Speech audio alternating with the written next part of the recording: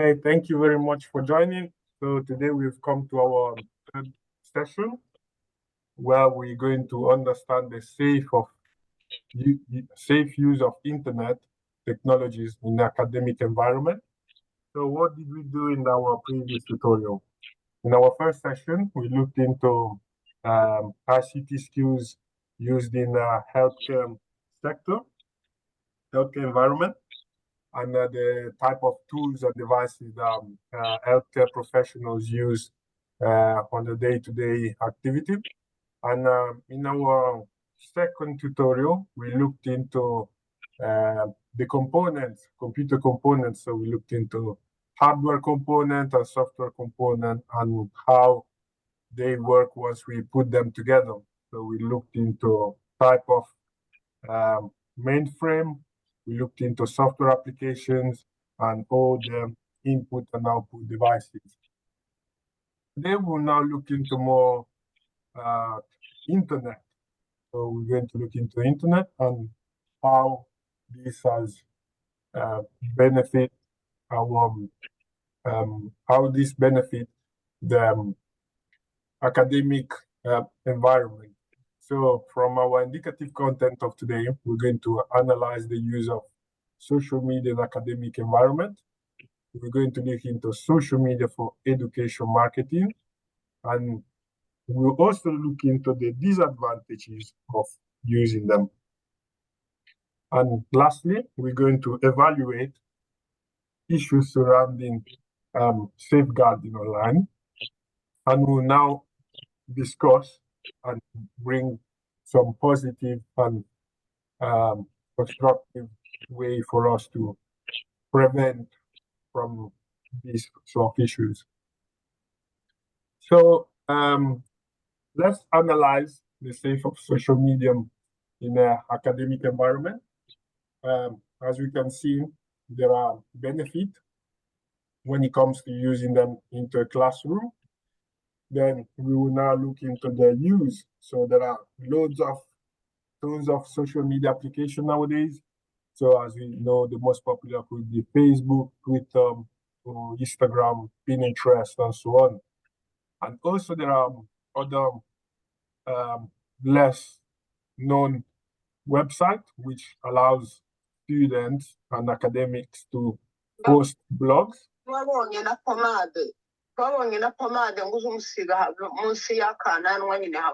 No, sorry. Please, can you mute yourself? Hello.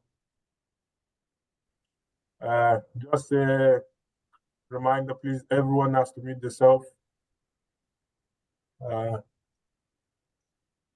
This shouldn't happen again, please.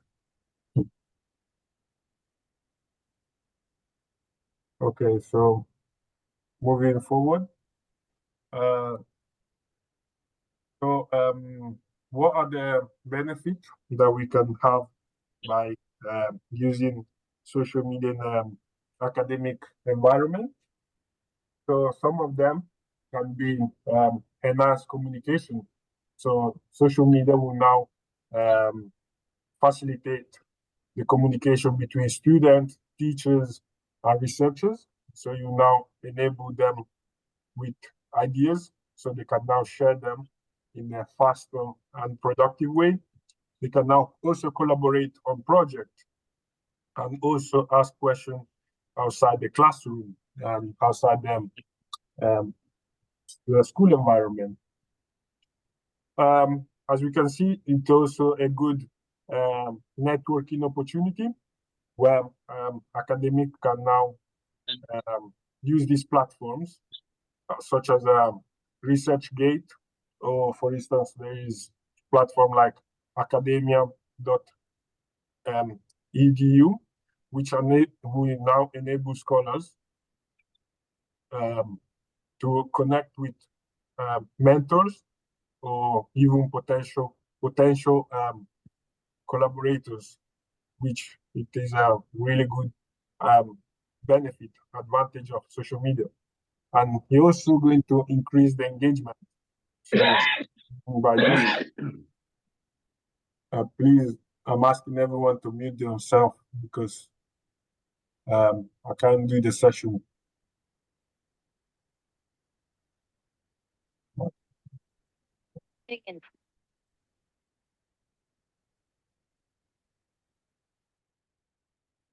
Okay, so I've now muted everyone.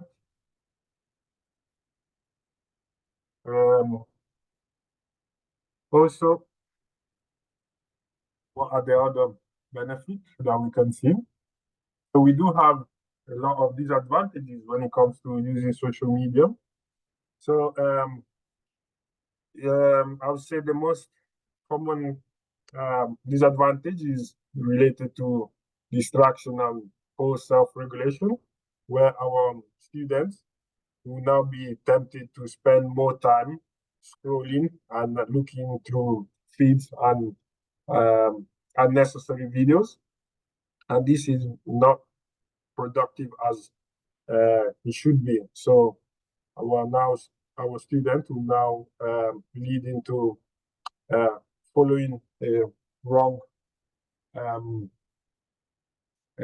path. Also, there is a very important issue which is related to misinformation. So, as we all know, on social media and website, there is a lot of fake news. There is a lot of fake information which people will now be tricked and they will now be subject to it, and they will for these people who are now sharing false information to make them believe to their own ideologies. Another issue is related to cyberbullying. So when it comes to social media, people of a young age are very easy to influence, or they can be subject to violence, which this in online in the virtual world is called cyberbullying. So it is really important as tutor, parent, guidance, whoever has authority over these kids to ensure that we check on them and we check on what they can access and what stuff they see online and who are the people they're connecting to. So it is a disadvantage when it comes to posting unsuitable content on social media, because nowadays people post actively on social media, but they do receive a lot of comment, like negative comment, which are impacting them and who now have a negative view on them. So we're now going to evaluate the issues surrounding safeguarding online. So when it comes to safeguarding, as a parent or a guardian, we need to know, we need to adopt some strategies or techniques for us to be sure that our kids are not looking into inappropriate content. So here we have a good diagram which explains the 6 principles of safeguarding, where we have empowerment, where we have to support vulnerable people to make their own informed decisions. Prevention, so we have to take action to stop abuse, harm, and neglect before it occurs. Also, we have to proportionality. So what does this mean? We have to respond in the least intrusive manner as appropriate to the risk. Then protection, we have to be able to understand the best way to support and protect vulnerable people. And then partnership, so we have to be able to work with other organizations and the local community to keep people safe. And accountability, so everyone close to the vulnerable person is responsible for noting safeguarding consent. So we have to be able to take responsibility and be accountable for the consequences of neglecting the issues.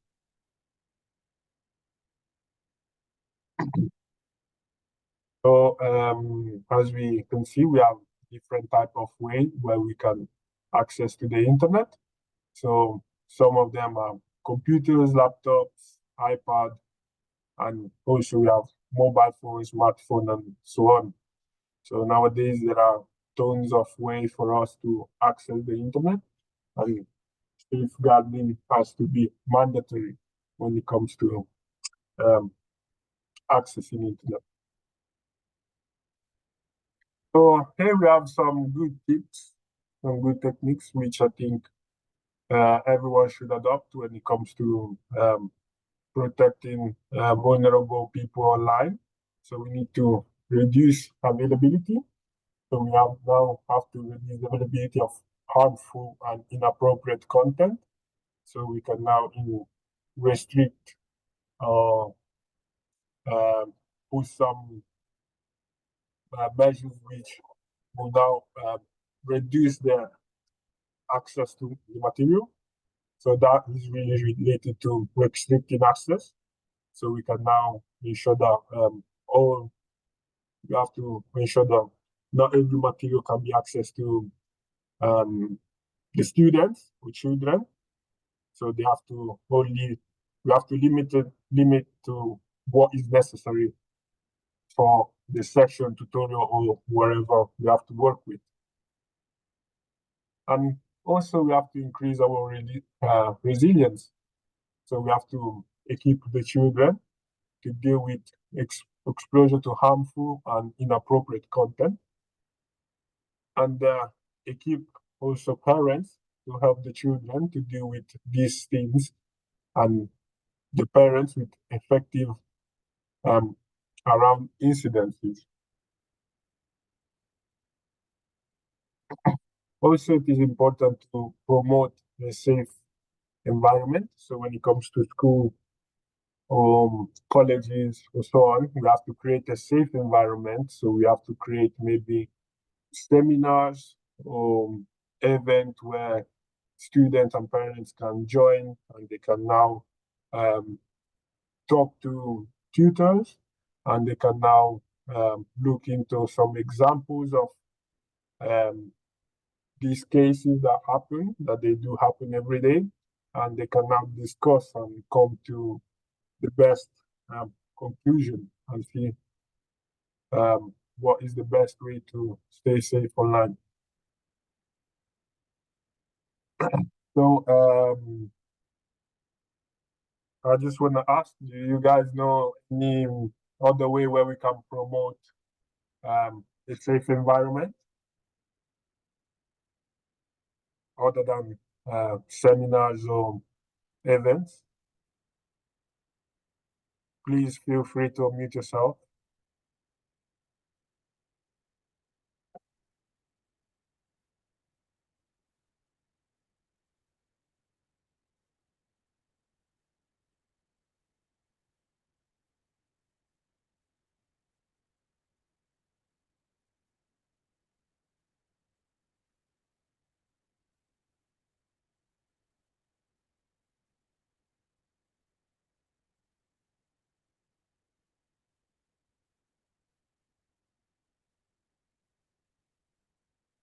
Anyone that wants to share their thoughts and opinion regarding safeguarding online?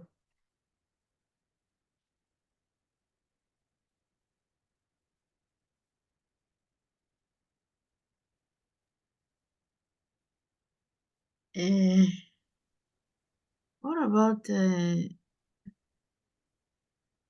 having a software protection also? Yes, that would be good. Some sort of antivirus, or some software. Yeah, that's really good. Some software that will now block the site. So we're now going to restrict the website, the amount of website visible to the children. Yeah, that's a good one.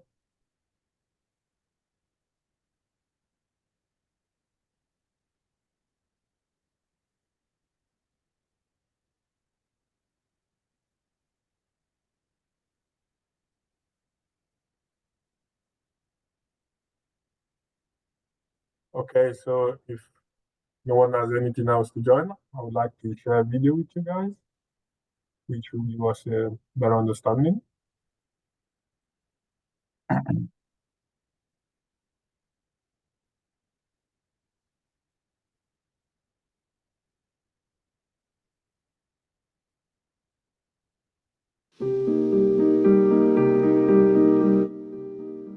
Really important for those who work with children to understand online safety and to understand the role technology plays in children and young people's lives. It's a daily part of their life. They use social media every single day to talk with friends, talk with family. They play games, they use it for schoolwork. It's integrated into their life. So as adults who work with children, we need to know what they're doing, why they're doing it, so we can help work with them going forward. So for children and young people, they're spending a lot of time online. So it's really important for us to understand what they're doing and some of the things they may be encountering. A lot of the time when they're online, that will be a really positive experience. So in the first instance, it's really important that professionals make sure they talk about the opportunities the online world brings. But of course, there are always some dangers. So it might be the things they see, the people they meet, and what they're doing online that might cause them some risk. And we need to know how to help them to navigate that risk, just as they would in the offline world.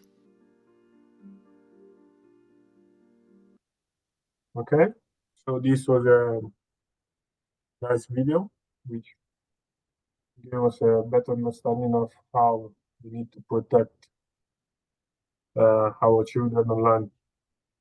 So if there is no any other question for me, I will end the session now, and I'll see you tomorrow.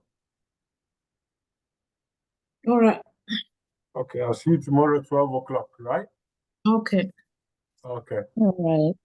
Please, can we please, because I joined very late. Can we watch this on YouTube? I will put the link of this video on Please. the group chat. Okay. All Okay. right. Thank you. Okay, Thank you very much. no problem. Thank you everyone for joining, and I will see you tomorrow. All right. All right. Bye. Bye. Bye.